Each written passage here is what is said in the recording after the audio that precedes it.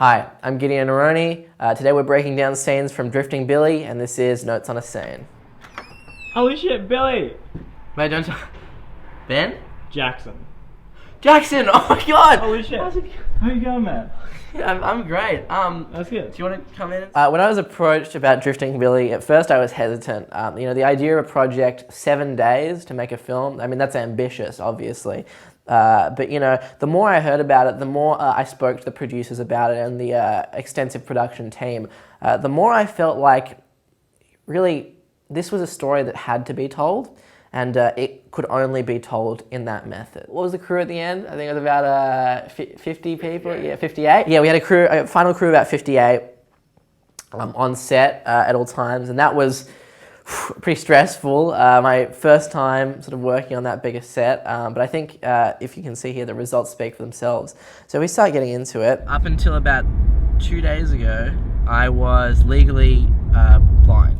Okay, so the car sequence, right? So we initially talked about this idea of having the drive up to Apollo Bay being this sort of long car sequence where we interview Billy. Being the mockumentary format, it was clear that we were going to have to feed a lot of lines to the actor playing Billy. So the actor playing Billy had to do quite a lot of research to get into the role. I hear he actually did quite a lot of work with the blind community, volunteering, and I hear he wore a blindfold for 48 hours straight just to sort of get into that character.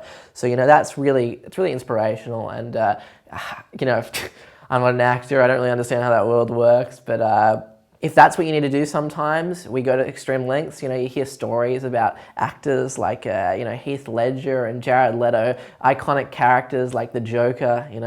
I'd put Billy up there alongside as one of those characters. So in test screenings, this is a funny story, in test screenings we actually talked to a lot of people and they said that the car sequence was too short and they wanted us to extend it. But we thought, there's that old adage, leave them wanting more. Rather than show the entire hour-and-a-half sequence that we recorded with the actor, we just sort of cut it down. Music is something that you can experience without seeing, obviously. Oh, that line there was actually, that was improvised. On the day. We wanted to include improvisation, but not too much. Majority of it was scripted. Certain elements are improvised. It's quite funny, watching it back and just remembering the days. I was always very specific. I was just like, stay to the script, stay to the script. But sometimes we like to have fun. So you were the one who wanted to come back down here. Oh, the forest scene. You brought the cameras. Yeah, the documentary's our thing. This is your thing. But the documentary is of my... Okay.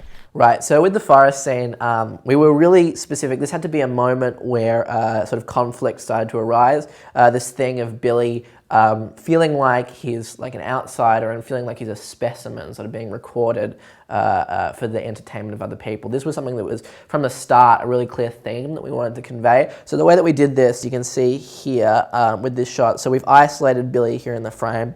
And we've used a lens here. I think it's a 125 by 36.7. Is that right? Yeah. Yeah. Cool. And sorry, I just got to check these things with my DP. And so you see what we've done there is it's got a lot of chromatic aberration on the sides. That sort of anamorphic, spherical sort of feel, where you can sort of really not tell what's happening, whether Billy's world is sort of turning into fiction and whether his reality is starting to unfold,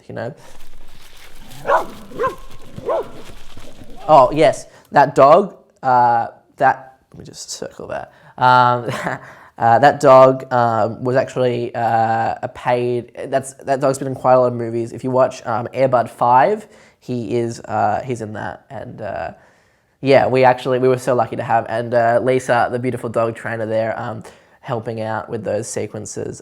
Thanks so much. It takes a village to make a film. It's not just individuals. You don't know this stuff when you're watching. When you see it on the frame, ingrates, you think it all just happens by magic, but no, it's actually there's a lot going on behind the scenes. These are fucking cockatoos, I know that because of the thing. Oh yes, this sequence here in the let me just circle that, and then just, you can see right here, this sequence in this tourist shop, I wanted this to sort of feel like a John Hughes movie, very, coming of age sort of situation. It's sort of a break in the tension and in the conflict of the film to sort of just take a moment and relax and hang out with these characters. You know, I'm a big fan of hangout movies from the 90s, you know, things like Pulp Fiction and Pulp Fiction. I was really specific on making this feel like it was a sort of a Tarantino-esque. You know, that's actually in the dictionary, that word, Tarantino-esque. Also Wes Anderson and the Coen brothers and Quentin Tarantino. Did I say that already? I don't know if you can tell, but I'm actually quite a big fan. All right, let's move on. I like being like deprived sensorily, and I know that's funny because like I couldn't see for 19 years, but like just being in like a different world. All right, so the beach scene here, so you can see we've got the beach sort of off to the side. Now, we were really curious when we were in the casting process, thinking, what sort of actor can we get that can convey this sort of level of range between, you know, this crazy paranoia screaming about, you know, introspective, like who am I, conveying that really deeply, but also those lighter moments of fun and play. When Gideon walked in, I turned to my producer, and we knew from the start. But I feel like either one, you're not going to get what you want. It's just going to be us like talking back and forth about random garbage. So we utilized a lot of close-up in this film. The idea of close-up is it isolates you in the space of the character, really pushes you into their world, really makes you feel like you're connected with them on a sort of a personal level. And because this is a very personal story about this person, we thought that we would make it more personable in that regard. We took a lot of inspiration in our cinematography sort of style here from Roger D. Akins. He's a famous cinematographer. You might have seen some of his work in 1918 or Interstellar. You're like nowhere near the fucking man that I am because of how I've suffered and what I've been through and all that fucking shit. Fuck you! The way we've juxtaposed this two-shot here, sort of the dichotomy between the two characters, you can see here there's quite a big distance between the characters, but yet they're also, because of the lens choice and because of the lighting and sort of the style, so close together. One thing I was very specific on was hair and makeup. You can see here what we've done, the sort of craziness of Billy's hair blowing in the wind. I was very specific about getting that because it symbolizes, here let me just get that, it symbolizes the craziness in our own world and our own society. So, I mean, that's a little behind the scenes thing that some people might not know. Now I'm not going to be special anymore because I can fucking see, because I'm like a normal human being. Oh, there's another little improvised bit, that's cheeky. It's got chicken tenders, chips, cheese and gravy. It is a heart attack on a plate. The chicken tender sandwich right there. So that was something that from the very start we talked about having that as like a symbol. Something that you guys might not know is that chicken tender sandwich right there is actually not real food. Our props department made that up so that we could have something that was realistic looking and we could use for multiple takes. Special thanks to Mandy, Alice and Jenna in art department for putting that together. Interestingly, Gideon had to take a bite and then spit it out between takes because it wasn't actually edible. But one time he forgot because he was so into character and he was so method about it that when he took a bite, he actually swallowed it and then had to be hospitalized for 3 days. So that was a pretty wild time. We didn't know whether we were going to actually be able to finish the movie. I hear he got his stomach pumped, but you know, it's all commitment to the role. I don't know, the tide must have came up or something. You were just kind of standing there and it just like a big wave just kind of came up behind you. You know? Yeah. We were very clear about using non-actors, except for Gideon, of course, from the beginning. We went through hundreds and hundreds of non-actors. We had Riley Newton, who played Riley in the film. We had Jackson Hayet, who played Jackson, my friend in the film. And we had Howard Aitken, who played Ben. This shot here with the landscape underneath, we had to actually shoot this over 2 days because the first day, because it started to rain and Gideon doesn't like it when his hair gets wet, so we had to wait 24 hours and shoot again the next morning. This is my home. It's so same. But you just don't seem to appreciate. Something a lot of people don't know here on top of the mountain, actually Ella wasn't available for the second half of this mountain scene. So you can see right there, from this point on, we actually had to digitally recreate her. Thanks to the folks at Weta Digital for doing that. Really can't tell the difference. Amazing how far visual effects has come these days. We had to 3D scan Ella and then entirely recreate her her speech pattern. That's actually, I'm not sure if you can tell, that's voice actor Justin Roiland doing the voice of Ella, replicating her voice because we didn't have her for those days. Everybody here is a little shallow little puppet, you know? So yeah, anytime you see Ella from this point onwards is entirely digitally recreated. Especially, you know, that speech on top of the mountain, that's so impactful and so beautiful, and we're so happy that Justin was able to do a faithful recreation of that. So yeah, well done to all the folks involved there. What are you doing without a drink in your hand, mate?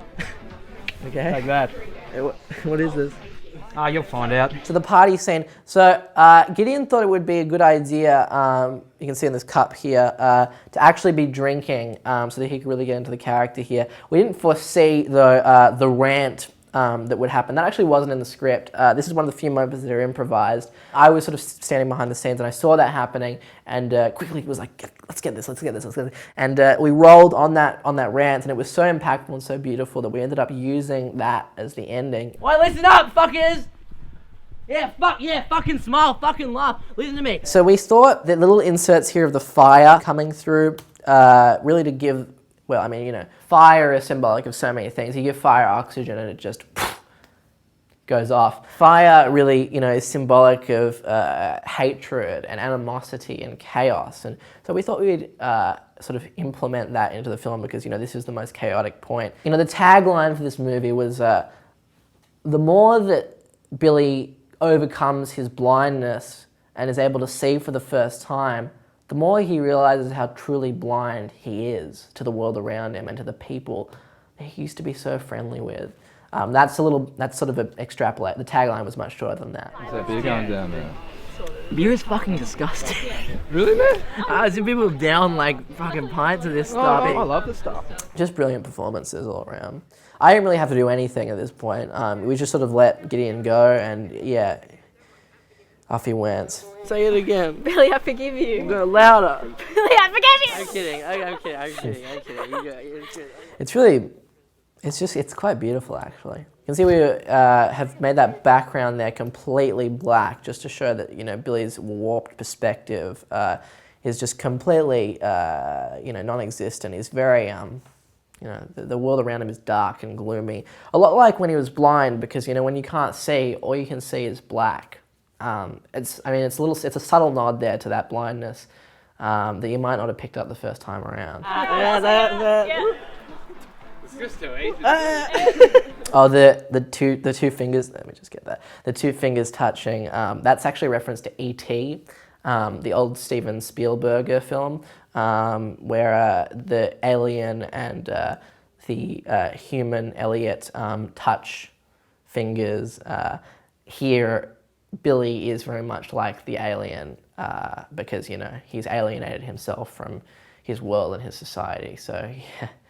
I mean, you know, there's a lot of little things where when you really start to think into it, it just opens up. I mean, we were really specific about those sorts of things. And to hear people were critical when it first came out, of there being sort of lacks of nuances and lacks of complexity, it was really upsetting to hear. And, you know, we did think about all these things. It feels so weird again. Oh my God. Billy. You okay, Billy? Oh, yep, the table scene. Okay, so that's actually a double there. Gideon was not very keen to do the table sequence because he didn't want to, you know, hurt himself or anything. We actually used a stunt double for this scene. You can see right there is where we switch over. You know, I was hesitant at the start to use a double. I thought, you know, considering how method Gideon was going, we wanted that raw, real feeling of the whole thing. But then, you know, we stumbled across Michael, who actually did the stunts for Avengers Endgame. And just, you know, when you know you're working with a professional like that, you really have nothing to worry about. So, you know, immediately when we first saw that table sequence, when he first did that drop, we actually had to do that 20 times, by the way, which was insane. He was knackered by the end of the day. When we saw that, I actually shed a small tear on set because sometimes, you know, you have these visions and you think about them for years and years and years, and you know, it's hard to find funding, it's hard to get things off the ground, but then when you finally do it and you see it in action for the first time, it's magical. That table scene, that falling over, that was one thing that I had as an initial image in my mind for the past, I want to say 10, 15 years. And actually seeing it come to life with actors, with a crew of 58 behind me, oh, it was just like spectacular. You can't even imagine. So yes, I had a small moment. I walked off set for a second. Everyone was raring to go for another take, but I just had to go off on my own and just... I was just thinking about it now, it's getting me a little choked up. Let's keep going. I'm sorry. It's okay. No, I'm sorry. Please stop. So the choice to use the handheld camera was, that was my choice. The idea of the handheld camera is it really immerses you, really feels like you're in the action there. It's got that shakiness, which is completely intentional, that shakiness there. You can see as we're lifting it, it feels like there's another person recording, which is apt because this film is about a friend recording Billy. So it really suited that style. Some people have labelled it mockumentary, but I think that term is sort of underselling it a bit. I usually refer to it as first-person photography because really it does sort of get you into the perspective of a point of view, you might say, of a person. We did pioneer this for this film. No one had ever made a film like this before, and no one ever will. I just realized over these past 2 days how fucking miserable I was. So you can see here with this shot, we've got the people in the background sort of blurred, out of vision, obscure. Oh, you see what I did there? Out of vision. And you can see we've got Billy here in the foreground, and he's like got his eyes closed, so it's like he's closing his eyes to the... I can't do this anymore, Steve. Have we got enough? Nothing! Give me this shit! Give me this shit! Give me this shit! Give it to me! Oh, the grabbing the camera. Our camera actually was worth about 100 grand, so we didn't want Billy to grab it directly. So we covered the camera with a silicone gel solution here so that when Billy grabbed it, he wouldn't damage any of the actual equipment. And you can see it's not noticeable at all to the eye, but it's really effective when he goes for it. If you've seen the old 1950s sci-fi movie, The Blob, it's actually what The Blob was made from. We actually used that on the camera. Fuck off! Fuck off! Fuck off! Oh, the sound peaking there was actually a choice. Again, people often, because of the first-person format of this story, people often saw a lot of these things as mistakes, but it was actually all intentional. Everything you see in the film is completely intentional. There are I like to say there are no mistakes in filmmaking, just happy accidents, and there are no problems, only solutions. So, some wisdom from an old-timer. This fucking place!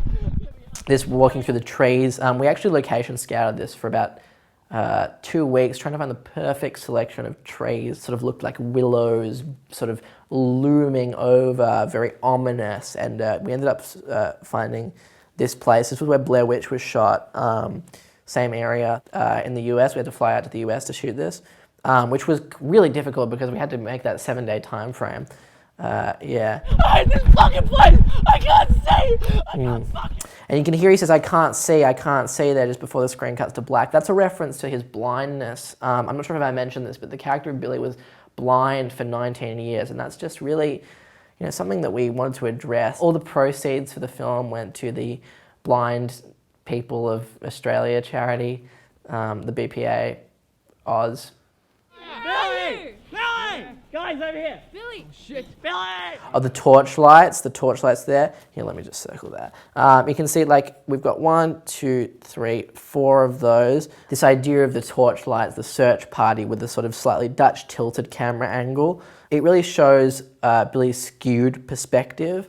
And these are the people here that are searching for him. These are his friends, the lights of his life coming, but his light has been snuffed out, as we can see by the cut to black. Somebody call a fucking ambulance! Somebody call a fucking ambulance. That was one of my favorite lines of the script, because you don't really know what's happened to Billy here, but somebody call a fucking ambulance. I mean, that's indicative of something quite bad. In truth, actually, Billy was off at hospital while we were shooting this scene because he'd ingested the fake chicken tender sandwich. The shoes here, that was a choice in brand. We had a sponsorship there from Converse, so just circle that, and from there as well, and there, yeah. Sunset, yeah. Nothing like an Apollo Bay sunset, which is funny that I say that because it wasn't actually shot in Apollo Bay.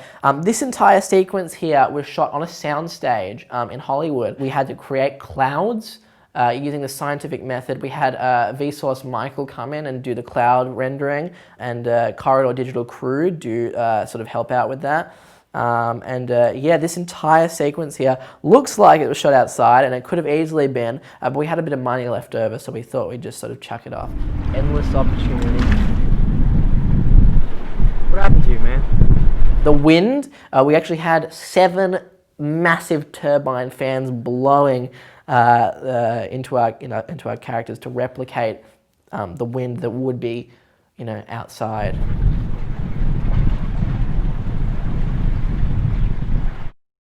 So that's basically that's Drifting Billy. I want to thank everyone that was involved, the Academy, who have yet to contact us, but I'm sure will in the very near future. I hear awards season is coming up and people are saying Oscar buzz. Thanks for watching the movie. It's available now on digital DVD and Blu-ray, also VHS. We're coming to Netflix in the summer, and I believe Foxtel Go, Stan, Amazon Prime, and Quibi in the near future. Make sure to support the GoFundMe, link in the description of this video, for our new film, Drifting Billy 2, Too Fast, Too Billy. It's gonna be another wild one. This one we're actually planning on shooting over 2 weeks because of the, 2 in the title, and so we can do a lot more in those 2 weeks. I hear The Rock is signed on to play Billy this time, so that's pretty exciting. Support our GoFundMe. We got a lot of tiers. I hear if you give over $1,000, you can be listed as an executive producer.